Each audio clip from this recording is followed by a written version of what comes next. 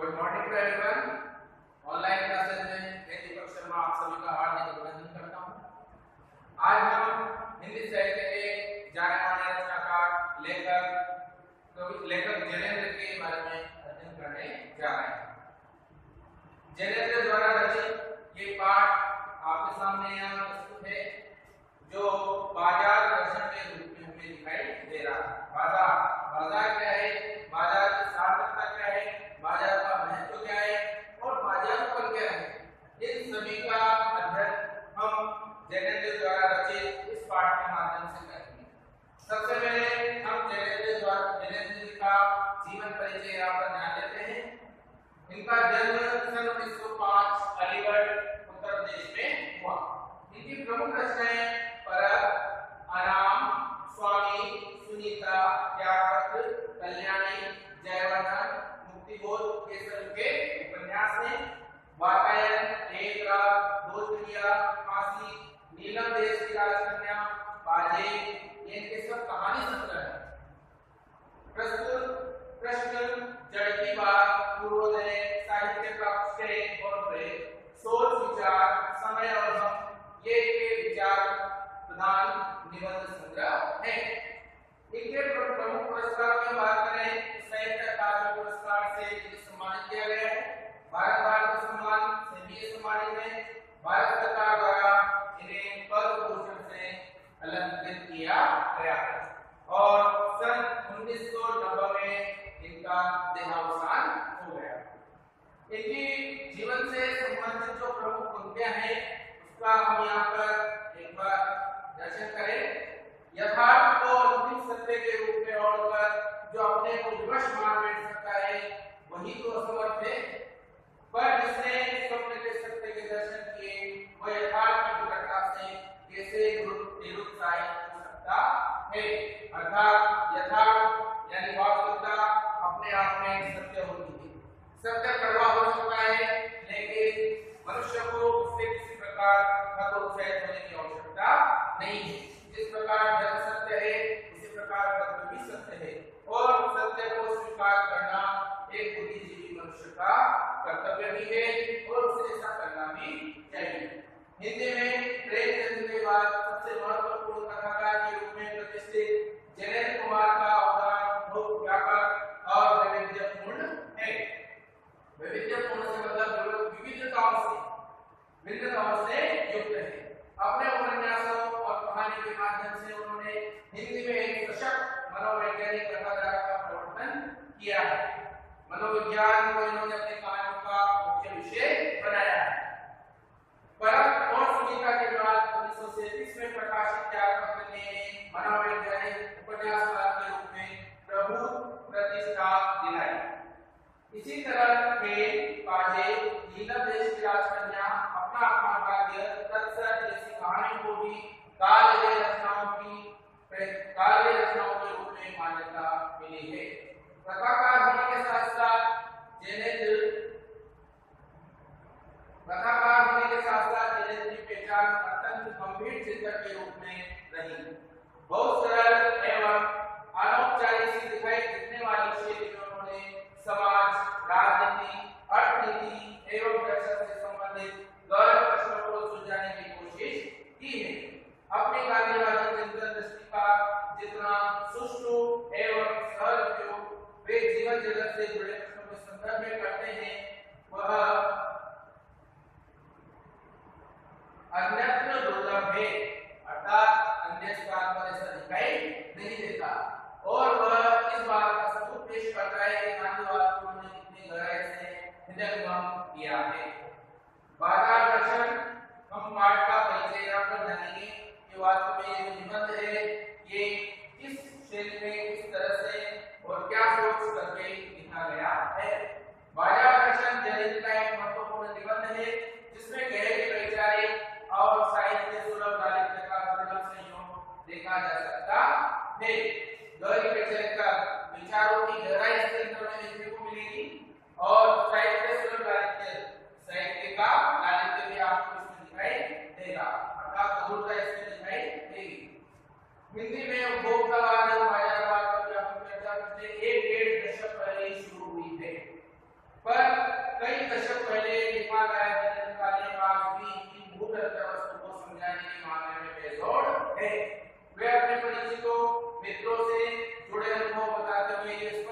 हैं कि बाजार की जागरूकता का कैसे हमें अपना गुलाम बना लेते हैं।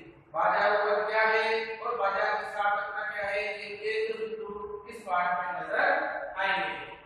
व्यक्ति किस प्रकार बाजार का गुलाम बन जाता है, ये भी हम यहाँ पर देखेंगे। अगर हम अपनी आवश्यकताओं को ठीक समझकर बाजार का उपयोग करें तो उसका लाभ उठा सकते हैं, लेकिन अगर हम जरूरत को देकर बाजार में जाने की बजाय चमक में फंस गए तो असंतोष, तृष्णा और ईर्ष्या से भरकर हमें सदा के लिए बेकार बना सकता है। अर्थात ईर्ष्या और तृष्णा इन दो सबसे महत्वपूर्ण जीवन के जो दुर्लभ स्थितियां हैं, जो बहुत ही गंभीर स्थितियां हैं, इनके भी हम लोग यहाँ पर दर्शन करेंगे कि किस प्रकार के चक्रों में बन जाता है। इस मूल भाव को जयदेव कुमार ने बात से समझाने की कोशिश की है, कहीं दार्शनिक अंदाज में तो कहीं किस्सा की तरह। इसी क्रम में जब बाजार का पोषण करने वाले अर्थशास्त्र को हमने अनीति शास्त्र बताया है। ये बाजार का जो वास्तव में पोषण करने वाला अर्थशास्त्र है, ये अर्थशास्त्र न होकर कवि लेखक जयेंद्र के दृष्टिकोण में क्या है, ये अनीति शास्त्र अर्थात जो नियम से परे चलता है उसे हम अनीति शास्त्र कहते हैं। अब हम अपना पाठ शुरू करते हैं। इस पाठ में सबसे पहले चर्चा की गई है कि लेखक अपने किसी मित्र जो बाजार गए हैं और अपनी पत्नी के साथ गए थे, किस प्रकार वहां से खरीदारी करके लौटते हैं, उसी का इसमें वार्तालाप अपने मित्र के साथ जयेंद्र के द्वारा किया गया है। इसको हम लोग व्यंग्यात्मक रूप में समझ सकते हैं कि व्यंग्यात्मक शैली में किस प्रकार जयेंद्र ने अपनी बातों को किया है। एक बार की बात कहता हूँ, मित्र बाजार गए थे कोई मामूली चीज लेने, पर लौटे तो एकदम बहुत से बंडल पास थे। मैंने कहा यह क्या? बोले यह जो साथ थी, मतलब अपनी पत्नी के लिए गाँव में। उनका आशय था कि यह पत्नी की महिमा है, उस महिमा का मैं कायल हूँ। आगे बात करते हैं। आदिकाल से इस विषय में पति से पत्नी की ही प्रमुखता प्रमाणित है। अर्थात खरीदारी के मामले में, बाजार के मामले में स्त्रियों को ही सर्वप्रमुख माना गया है, स्त्रियों की महत्ता स्वीकार की गई। और यह व्यक्तित्व का प्रश्न नहीं, स्त्रीत्व का प्रश्न है। स्त्री माया न जोड़े तो क्या मैं जोड़ूं? अर्थात माया को जोड़ने वाली कौन है? स्त्री ही माया की उत्पत्ति करने वाली है, उसको इकट्ठा करने वाली है। फिर भी सच है और वह यह कि इस बात में पत्नी की ओर ली जाती है। मूल में एक और तत्व की महिमा सविशेष है, वह तत्व है मैनिफेस्ट, अर्थात जैसे कि गर्म या एनर्जी। वैसे तो इसमें सबसे ज्यादा महिलाओं को ही प्रमुखता से लिया जाता है कि महिलाएं बाजार को बढ़ावा देती है, लेकिन दूसरी ओर में दूसरे तत्व की ओर में ध्यान दें तो वह है परचेजिंग पावर, अर्थात जैसे कि शक्ति, मनी पावर। अगर हमारे पास धन है, संपत्ति है, तो निश्चित रूप से हम उसको कहीं ना कहीं खर्च करने की कोशिश अवश्य करते हैं। पैसा पावर है, पर उसके सबूत के आसपास माल न जमा हो तो क्या वो पावर है? यदि किसी के पास धन संपत्ति है और ईश्वर उसके पास नहीं है, तो फिर वह समाज में उस नजर से नहीं देखा जाता जिस नजर से समाज उसे देखना चाहता है। आगे बात करते हैं। पैसे को देखने के लिए बैंक हिसाब देखिए, पर माल अथवा मकान पूर्ति तो करने के भी देखते हैं। पैसे की उस परचेजिंग पावर के प्रयोग में ही पावर का रस है, लेकिन नहीं, लोग संयमी भी होते हैं। वे फिजूल सामान को फिजूल समझते हैं, वे पैसा बहाते नहीं हैं और बुद्धिमान होते हैं। बुद्धि और संयम पूर्वक पैसे को जोड़ते जाते हैं। वो पैसे की पावर को इतना निश्चय समझते हैं कि उसके प्रयोग की परीक्षा उन्हें दरकार नहीं है। अर्थात उन्हें किसी प्रकार ये सिद्ध करने की आवश्यकता नहीं है कि उनके पास काफी मात्रा में धन है। तो ये आवश्यक नहीं है कि आपके पास धन है तो आप अनावश्यक रूप से उसका व्यय करें, उसको अनावश्यक रूप से खर्च करें, दिखावा करें और एक बाजार तक को हम बढ़ावा दें। ये आवश्यक नहीं है।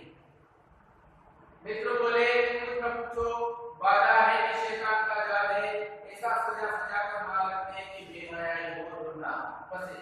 यहाँ पर लेखक कहते हैं कि आपने क्या क्या खरीदा, तो उसका उत्तर दे रहे हैं यहाँ पर मित्र कुछ ना पूछो, बाधा है शैतान का जाल, जैसे शैतान हमें चक्कर में फंसा लेता है एक सामान्य व्यक्ति को, वैसे ही बाजार में शैतान के समान है। जो व्यक्ति वहां जाता है वो नई नई चीजों को देखकर उसके चमक में अंधा हो जाता है।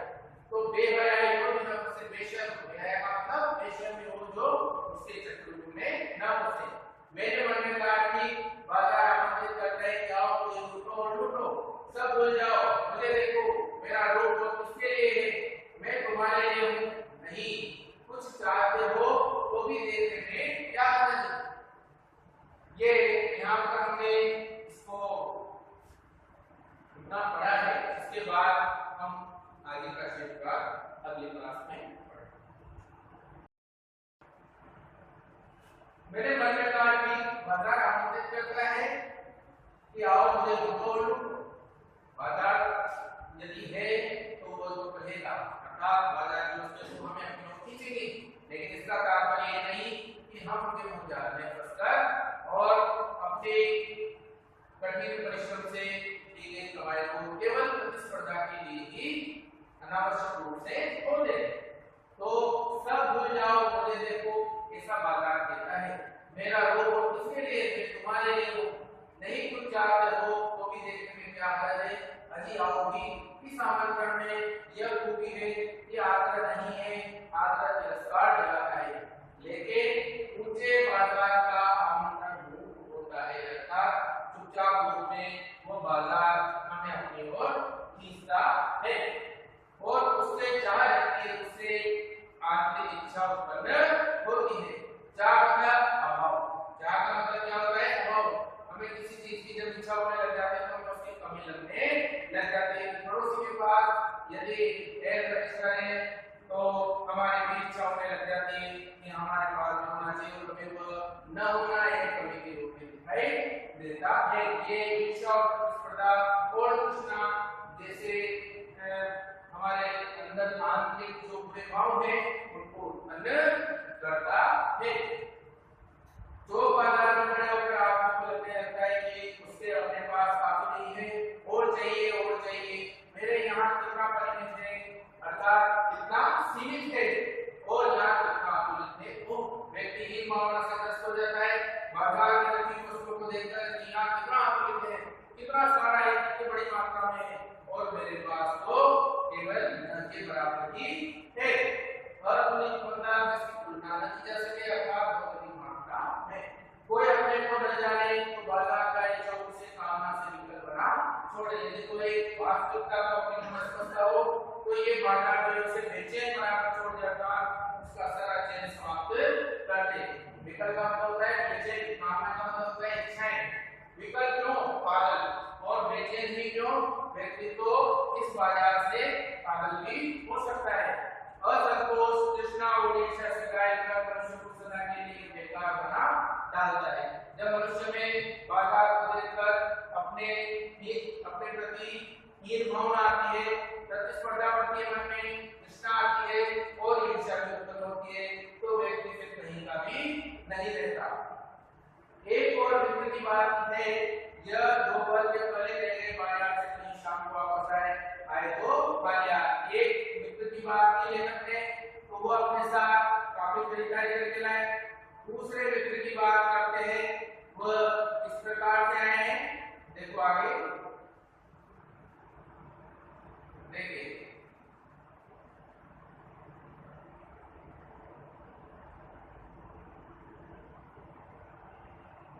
मैंने पूछा कहाँ रहे, बोले बाजार देखते रहे। मैंने कहा बाजार को देखते क्या रहे, बोले क्यों, बाजार देख रहा। तब मैंने कहा लाए तो कुछ नहीं, बोले हाँ, पर ये समझ में आता था कि न लूटूं क्या। उनकी अंतर्मन की स्थिति ऐसी थी कि वो न ले तो क्या ले, अर्थात उनकी तो सब कुछ लेने की इच्छा हो रही थी। तो ऐसी स्थितियां बाजार में उत्पन्न हो जाती है। सभी कुछ तो लेने को जी होता था, कुछ लेने का मतलब था सब कुछ छोड़ देना, पर मैं कुछ भी नहीं छोड़ना चाहता था, इससे मैं कुछ भी नहीं ले सका। व्यक्ति इसीलिए खाली हाथ लौटाया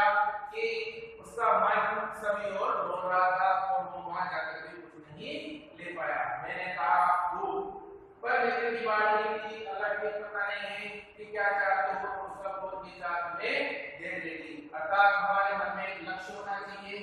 यदि हम लक्ष्यहीन हैं तो हम किसी चीज को पूर्ण रूप से प्राप्त नहीं कर सकते। यदि हम ये बता रहे हैं बाजार में जा रहे हैं और क्या खरीदना है तो फिर हमारा बाजार जाना व्यर्थ है। इसलिए यहाँ पर मित्र की बात मुझे अच्छी लगी और तब परिणाम प्राप्त ही होगा। यदि हम खाली मन से बाजार जाते हैं तो हमें केवल दुख और परेशानी के सिवा कुछ नहीं मिलेगा, गति नहीं होगी, न कर्म होगा। बाजार में जादू है, वह जादू का किला कहा करता है, वह रूप का जादू है, पर जैसे चुंबक का जादू लोहे पर ही चलता है वैसे ही जादू की भी मर्यादा है। जे बड़ी हो और मनमानी हो, ऐसे हालत में जादू का असर खूब होता है। यदि जेब बड़ी हो और मन खाली हो तो जादू का असर बहुत अधिक होता है। ऐसी हालत में जादू का असर होता है। जेब खाली हो पर मन भरा न हो तो भी जादू चल जाएगा। मन खाली है तो बाजार के निमाने चीजों का निमंत्रण उस तक पहुंच जाएगा। कहीं हुई उस वक्त जेब भरी तब तो फिर वह मन किसी मारने वाला है। अर्थात यदि हमारे पास खूब मात्रा में धन है और मन भी हो रहा है तो फिर हम किसी की नहीं सुनना चाहते। फिर वहां पर तो व्यक्ति की जो परचेजिंग पावर है, पैसे की जो शक्ति है, वह उसे रुकने नहीं देगी। आगे हम बात करते हैं। मालूम होता है यह भी लूं वह भी लूं, सभी सामान जरूरी और आराम को बढ़ाने वाला मालूम होता है। बाजार में ऐसे लगता है कि हर चीज हमारी सुविधा के लिए बनी हुई है और हम सब चीजों को अपने साथ लेकर आ रहे हैं। सभी सामान जरूरी और आराम को बढ़ाने वाला मालूम होता है, तो यह सब जादू का असर है। जादू की सवारी होने की पता चलता है कि फैंसी चीजों की बहुतायत आराम में मदद नहीं देती बल्कि अलग ही डालती है। अलग मतलब परेशानी। थोड़ी देर को स्वाभिमान को जरूर से मिल जाता है पर इससे अभिमान की गिरती की और खुराक भी मिलती है। जकड़ रेश में डोरी की हो तो रेशम के स्पर्श के मुलायम के कारण क्या वो कम जकड़ होगी। अर्थात जकड़ यानी बंधन तो बंधन ही है, चाहे वो किसी रेशमी धागे का ही क्यों ना हो। तो थोड़ी देर के लिए हम अपने अभिमान को सेक सकते हैं, लेकिन बाद में जब उसका नशा हो जाता है तो हमें लगता है कि हमारा ये जो हमारी जो इच्छा थी यह निरर्थक ही थी। आगे हम बात करते हैं कि एक उदाहरण की बात करते हैं। यहाँ पर एक भगत जी की बात की इन्होंने। भगत जी जो एक छिराने का चूरण बेचते थे, उनका जो चूरण था वो काफी प्रसिद्ध था। व्यक्ति कैसे तेल का मतलब त्याग के साथ हमें योग करना चाहिए। इस पाठ में ये दिखाया गया है कि हमारी इच्छाएं जो असीमित है उनको नियंत्रित करके हमें भोग करना चाहिए। यहाँ पर लोग जहाँ एक और बाजार को बढ़ा रहे हैं, प्रतिस्पर्धा बढ़ा रहे हैं, वहीं दूसरी ओर हमें ऐसे व्यक्ति का उदाहरण यहाँ देखने को मिलता है जिनका चूरण पूरे आसपास के सभी क्षेत्रों में नाम का प्रसिद्ध था, लेकिन वो चाहते तो चूरण और ज्यादा मात्रा में लोगों तक पहुंचा सकते थे, पैसे कमा सकते थे। मामला लोग उन भगत जी का जो चूरण था उसको लेने के लिए उत्सुक रहते थे, उत्साहित रहते थे। उसके समाप्त हो जाने के बाद भी लोगों की इच्छा रहती थी कि उन्हें वो चूरण चाहे ज्यादा रेट में मिल जाए, लेकिन भगत जी का एक नियम था, उनको जितना चूरण रोज बेचना था वो उतना ही बेचते थे, इससे ज्यादा नहीं। और यदि कभी उनका चूरण बच भी जाता तो वो जितना उनको कमाना था निश्चित से आने उसके बाद अगर तो चूरण से बचता था तो उसे बांट देते थे। इस प्रकार उन्होंने अपने मन को नियंत्रित कर रखा था। तो ऐसा भी व्यक्तित्व होना चाहिए जो हमने भगत जी के रूप में यहाँ पर देखा है। उन्हें किसी प्रकार की मोह माया, किसी प्रकार के बाजार पर नहीं जकड़ रखा था। बाजार पर जाने से व्यक्ति के ऊपर कभी नहीं चल सकता।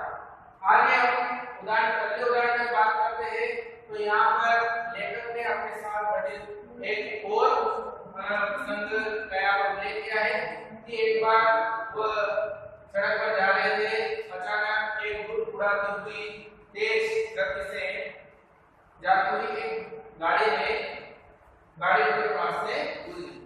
तो उनको ऐसा लगा कि मानो वो उसके ऊपर लेखक के ऊपर व्यंग्य कर रही है। क्या व्यंग्य कर रही है कि देखो तुम्हारे पास ये सब कुछ नहीं है जो मेरे पास है। अर्थात वो गाड़ी वाले जो सवाल है वह एक तरह से जेनेरेटर पर व्यंग्य कर रहा है कि देखो तुम्हारे पास तो सब कुछ नहीं है जो मेरे पास है। तो लेखक के मन में, क्योंकि लेखक एक मनोविश्लेषण करने वाला व्यक्ति है, तो वह इस बात का मनोविश्लेषण करता है। एक सामान्य व्यक्ति भी यही सोचता होगा कि मुझे ऐसे गरीब परिवार में जन्म मिला, मुझे ऐसे समृद्धशाली व्यक्ति की या परमात्मा ने जन्म क्यों नहीं दिया जिसके पास खूब गाड़ियां, बंगले, पैसे, रुपये होते और मैं भी अच्छा जीवन बिता। तो इस तरह आत्मग्लानि से मनुष्य बढ़ जाता है जब दूसरों की समृद्धि देखता है और दूसरों के पास इस प्रकार की ऐश्वर्य को देखता है, तो वहां व्यक्ति का मन लालायित हो जाता है। ये अपने आप में बाजारोपन का ही प्रतीक है। तो इसलिए मनुष्य को जो है उसमें संतुष्ट रहना आना चाहिए। ज्यादा व्यक्ति को किसी प्रकार का अपने मन में लालसाएं नहीं पालनी चाहिए। इस पाठ में मोटे रूप से यही बताया गया है कि बाजार की सार्थकता किसमें है। यदि बाजार से अपने आवश्यकता की वस्तु को प्राप्त करते हैं तो ये बाजार का महत्व है। यदि बाजार हमें लालसा उत्पन्न करता है, बाजार हमारे अंदर चमक दिखाता है, खींचता है, तो ये अपने आप में बाजारोपन है। इस प्रकार में अपने ऊपर हम उन वस्तुओं के पीछे दौड़ते हैं, ये बाजारोपन है और हमें इसी बाजारोपन से बचना चाहिए। इससे संबंधित जो प्रश्न उत्तर है। सुप्रभात बच्चों, आज हम बात करने जा रहे हैं जैनेन्द्र द्वारा रचित उनका महत्वपूर्ण निबंध बाजार दर्शन का। बाजार दर्शन के माध्यम से जैनेन्द्र हमें बाजार का महत्व एवं बाजार की सार्थकता के बारे में बताते हैं और उसी के साथ ही हमें ये भी बताते हैं कि बाजारोपन क्या है, एक सच्चे उपभोक्ता के क्या कर्तव्य हैं, उसकी भी जानकारी हमें इस पाठ के माध्यम से प्राप्त होती है। बाजार दर्शन पाठ में लेखक ने हमें बताया है कि जिस वस्तु की हमें आवश्यकता हो उसी वस्तु को खरीदने के लिए हमें बाजार जाना चाहिए। हमें यह पता होना चाहिए कि हम कौन सी वस्तु खरीदना चाहते हैं, क्योंकि जब हमें ये पता नहीं होता कि हमें क्या खरीदना है और हम बाजार में चले जाते हैं तो हमारी स्थिति बड़ी दयनीय हो जाती है। हम सब कुछ खरीद लेना चाहते हैं और इस चक्कर में हम ऐसी वस्तुएं खरीद लाते हैं जो हमारे किसी काम की भी नहीं होती। तो इसीलिए सबसे पहली बात है, हमें बाजार जाते समय ये याद होना चाहिए कि हम क्या खरीद रहे हैं।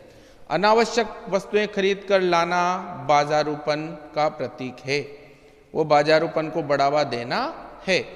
हमें संतुष्टि प्रवृत्ति का बनना चाहिए, हमारा व्यक्तित्व संतोषी प्रवृत्ति का होना चाहिए।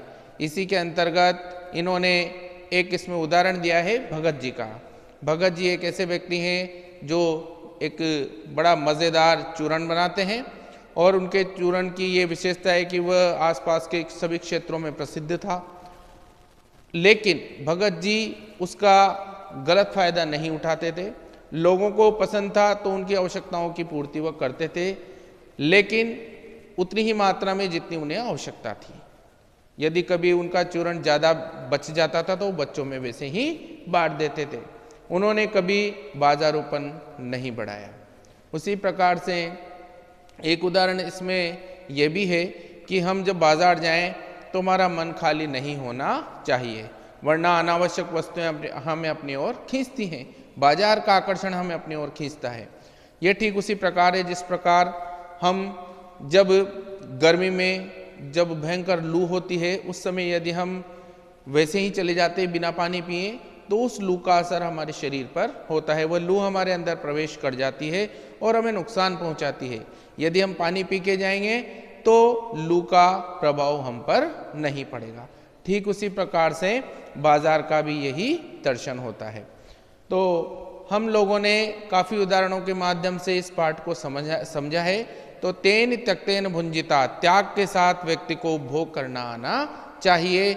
यही सोच इस पाठ के माध्यम से लेखक ने पाठकों के सामने प्रकट की है। अब हम इससे संबंधित प्रश्न उत्तरों की बात करते हैं। सबसे पहले, बाजार का जादू चढ़ने और उतरने पर मनुष्य पर क्या क्या असर पड़ता है? जब बाजार का जादू चढ़ता है तो व्यक्ति फिजूल की खरीदारी करता है। वह उस सामान को खरीद लेता है जिसकी उसे जरूरत नहीं होती। वास्तव में जादू का प्रभाव गलत या सही की पहचान खत्म कर देता है। व्यक्ति को यही पता नहीं होता कि क्या मेरे लिए सही है और क्या गलत है। उसके मोह में वह इतना फंस जाता है। लेकिन जब यह जादू उतरता है तो उसे पता चलता है कि बाजार की चकाचौंध ने उन्हें मूर्ख बनाया है। जादू के उतरने पर वह केवल आवश्यकता का ही सामान खरीदता है ताकि उसका पालन पोषण हो सके। दूसरा प्रश्न, बाजार में भगत जी के व्यक्तित्व का कौन सा सशक्त पहलू उभर कर आता है? क्या आपकी नज़र में उनका आचरण समाज में शांति स्थापित करने में मददगार हो सकता है?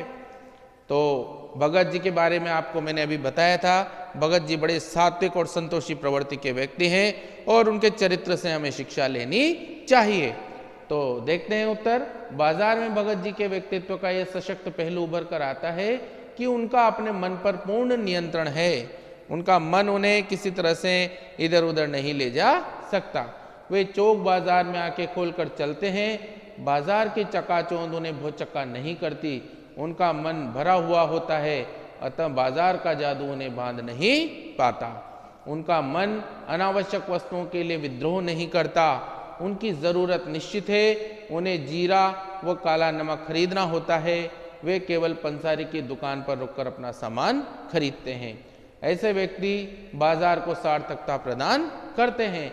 ऐसे व्यक्ति समाज में शांति स्थापित करने में मददगार हो सकते हैं क्योंकि इनकी जीवनचर्या संतुलित होती है। तो हमें भगत जी के जीवन से, उनके चरित्र से इस प्रकार की शिक्षा लेनी चाहिए। तीसरा हमारा प्रश्न है कि बाजारूपन से क्या तात्पर्य है? बाजारूपन क्या होता है? किस प्रकार के व्यक्ति बाजार को सार्थकता प्रदान करते हैं अथवा बाजार की सार्थकता किस में है? इस तरह 2-3 तरह से हमारे सामने प्रश्न आ सकता है। बाजारूपन से तात्पर्य क्या है कि बाजार की चकाचौंध में खो जाना। जब व्यक्ति बाजार के आकर्षण में खो जाता है, उसकी चकाचौंध में फंस जाता है, इसे ही बाजारूपन कहते हैं। केवल बाजार पर ही निर्भर रहना। वे व्यक्ति ऐसे बाजार को सार्थकता प्रदान करते हैं जो हर वह सामान खरीद लेते हैं जिनकी उन्हें जरूरत भी नहीं होती। ऐसे लोग वास्तव में बाजारूपन को बढ़ाते हैं। जिन सामानों की उन्हें आवश्यकता नहीं होती वो उन्हें भी खरीद लाते हैं। वे फिजूल में सामान खरीदते रहते हैं, अर्थात वे अपना धन और समय नष्ट करते हैं। लेखक कहता है कि बाजार की सार्थकता तो केवल ज़रूरत का सामान खरीदने में ही है, तभी हमें वास्तव में सच्चे अर्थों में लाभ होता है।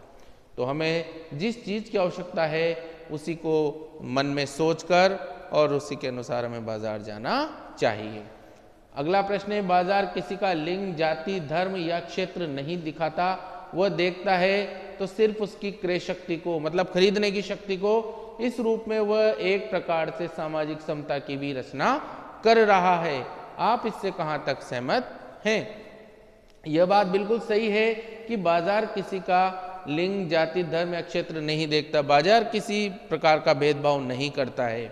वह सिर्फ ग्राहक की क्रय शक्ति को देखता है कि इस व्यक्ति में खरीदने की कितनी शक्ति है।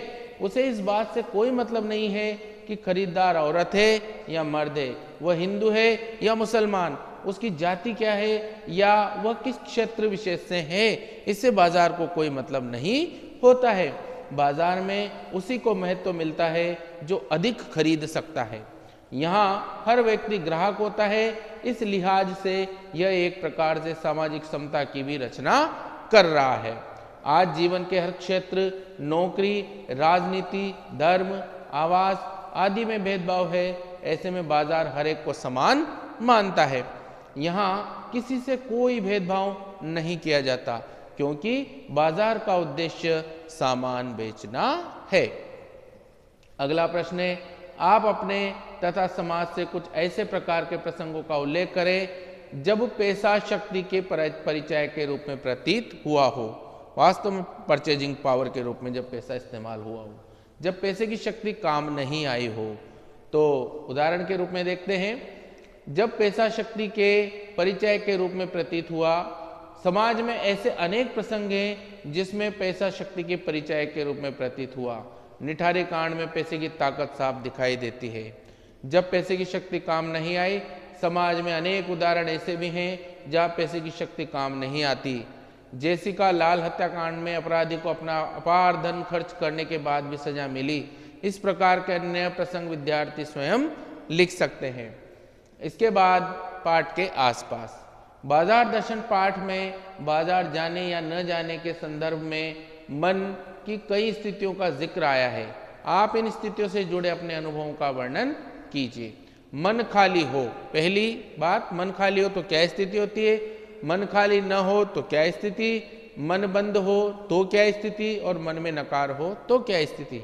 कई बार तो मन करता है कि बाजार जाकर इस उपभोक्तावादी संस्कृति के अंग बन जाएं, सारा सामान खरीद लें ताकि बाजारवाद का प्रभाव हम पर भी पड़ सके। कभी कभी ऐसी इच्छा होती है, लेकिन कभी कभी मन बिल्कुल खाली नहीं होता, तब उस पर एक प्रकार का प्रभाव पड़ा रहता है।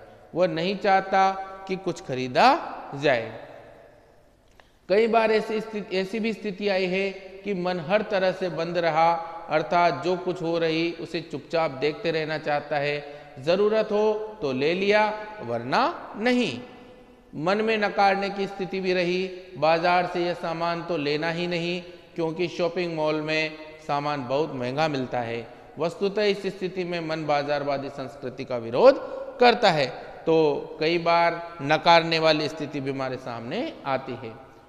बाजार दर्शन पाठ में किस प्रकार के ग्राहकों की बात हुई है, आप स्वयं को किस श्रेणी का ग्राहक मानते हैं या मानती हैं। बाजार दर्शन पाठ में कई प्रकार के ग्राहकों की बातें हुई है। उनमें निम्नलिखित हैं। परचेजिंग पावर का प्रदर्शन करने वाले ग्राहक, जो पैसे की क्रय शक्ति का प्रदर्शन करते हैं, ऐसे ग्राहकों की बात हुई है जिनके पास पैसा बहुत होता है और वो उसका पूरा लाभ लेते हैं, दुनिया को दिखाने की पूरी कोशिश करते हैं। खाली मन व भरी जेब वाले ग्राहक, जिनका मन खाली होता है और उनके पास खूब पैसा होता है, ऐसे व्यक्ति भी ऐसे चकाचौंध में फंसकर और उनके आकर्षण में फंसकर और बहुत सी चीजें वहां खरीदने चले जाते हैं। खाली मन व खाली जेब वाले ग्राहक, जिनका मन खाली हो, जिनके पास कुछ भी न हो, अकिंचन हो और पैसे भी नहीं हो, तो ऐसे व्यक्तियों पर भी बाजार का जादू बहुत ज़्यादा बढ़ चढ़कर भाग लेता है। मतलब ऐसे व्यक्ति चाहते तो हैं कि मेरे पास सब कुछ आ जाए, लेकिन उनकी परेशानी ये होती है कि उनके पास उसके लिए पैसे नहीं होते। भरे मन वाले ग्राहक, जिनका मन भरा होता है, ऐसे भी लोग होते हैं, वह किसी तरह का ध्यान उन पर नहीं देते। अपव्ययी व असंयमी ग्राहक, अपव्यय का मतलब ज़्यादा खर्च करने वाले जो लोग होते हैं, और असंयमी, जिनके मन में संयम नहीं होता, धैर्य नहीं होता, पेशेंस नहीं होता, ऐसे भी ग्राहकों की बात इस पाठ में की गई है। बाजार का बाजारूपन बढ़ाने वाले ग्राहक, और जो बाजार का बाजारूपन बढ़ाते हैं, ऐसे ग्राहकों की भी इसमें बात हुई है। मैं स्वयं को भी मन वाला ग्राहक समझता हूँ क्योंकि मैं वे ही वस्तुएं बाजार से खरीद कर लाता हूँ जिनकी मुझे ज़रूरत होती है। आप बाजार की भिन्न भिन्न प्रकार की संस्कृति से अवश्य परिचित होंगे। मॉल की संस्कृति और सामान्य बाजार और हाट की संस्कृति में आप क्या अंतर पाते हैं। परचेजिंग पावर आपको किस तरह के बाजार में नज़र आती है। हमारे छोटे जो क्षेत्र होते हैं, गांव कस्बे, उनमें क्या लगता है, हाट, और बड़े बड़े शहरों में जो हम लोग देखते हैं वहाँ की क्या स्थिति हुई, मॉल की संस्कृति, बड़ा बाजार, तो उनमें हमें क्या अंतर नज़र आता है। आज बाजार मुख्यतः 3 संस्कृतियों में बटा नज़र आता है। वास्तव में इन्हीं 3 संस्कृति के बाजार आज पूरे देश में फैले हुए हैं। मॉल की संस्कृति और सामान्य बाजार की संस्कृति में बहुत अंतर है। इसी प्रकार सामान्य बाजार में तथा हाट में काफ़ी अंतर है। सबसे महंगा मॉल है क्योंकि इसमें ब्रांडेड वस्तुएं बेची जाती है, जबकि सामान्य बाजार में स्थानीय मार्का का सामान मिल जाता है। हाट की संस्कृति निम्न मध्यम वर्गीय में बहुत प्रचलित है। हाट मुख्यतः ग्रामीण बाजार संस्कृति में है। परचेजिंग पावर तो मात्र मॉल में ही नजर आती है। लेखक ने पाठ में संकेत किया है कि कभी कभी बाजार में आवश्यकता ही शोषण का रूप धारण कर लेती है। क्या आप इस विचार से सहमत हैं? तर्क सहित उत्तर दीजिए। तो किस प्रकार से बाजार शोषण करता है? हम इस विचार से पूर्णतः सहमत हैं कि कभी कभी बाजार में आवश्यकता ही शोषण का रूप धारण कर लेती है। आमतौर पर देखा जाता है कि जब ग्राहक अपनी आवश्यकता को बताता है तो दुकानदार उस वस्तु के दाम बढ़ा देता है। हाल ही में चीनी के दामों में भारी उछाल आया क्योंकि इसकी कमी का अंदेशा था तथा यह आम आदमी के लिए बहुत आवश्यक वस्तु भी थी। अगला प्रश्न है, स्त्री माया न जोड़े। यहाँ माया शब्द किस ओर संकेत कर रहा है? स्त्रियों द्वारा माया जोड़ना प्रकृति प्रदत्त नहीं बल्कि परिस्थिति वशे। वे कौन सी परिस्थितियां हैं जो स्त्री को माया जोड़ने के लिए विवश कर देती है? तो इसकी बात करते हैं। कबीर जैसे कालजे कवि ने माया को स्त्री माना है। यहाँ जैनेन्द्र ने माया शब्द का अर्थ पैसा रुपया बताया है। लेखक कहता है कि परिस्थितियों के कारण ही स्त्रियां पैसा जोड़ती हैं, वरना पैसा जोड़ना तो वे सीखी ही नहीं है। स्त्रियां कई परिस्थितियों में पैसा जोड़ने पर विवश हो जाती है, जैसे बेटी की शादी के लिए, बेटी की पढ़ाई के लिए, गहने आदि बनवाने के लिए, बैंक या डाक खाने की मासिक किस्त जमा कराने हेतु, घर की जरूरत को पूरा करने के लिए, भविष्य में होने वाले वैवाहिक उत्सवों के लिए। इन सब कार्यों के लिए पैसे की बड़ी आवश्यकता होती है और इसीलिए स्त्री धन जोड़ती है। और इसीलिए कहते हैं कि स्त्री माया न जोड़े तो क्या जोड़े। तो यहाँ पर हमारे इस अध्याय के प्रश्न उत्तर समाप्त होते हैं। मुझे आशा है कि आपको ये अच्छे से समझ में आ गए होंगे। अगली क्लास में बात करेंगे अगले अध्याय की। तब तक के लिए धन्यवाद।